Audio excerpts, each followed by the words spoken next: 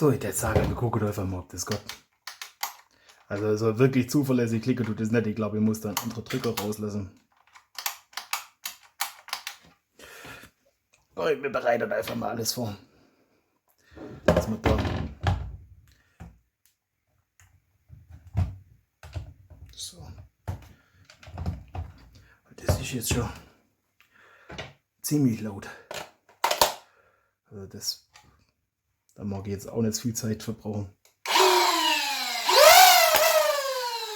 Okay.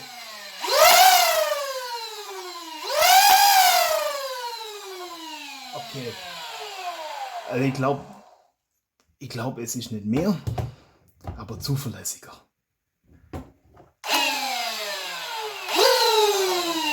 Und halt wesentlich schneller. Also, ja, das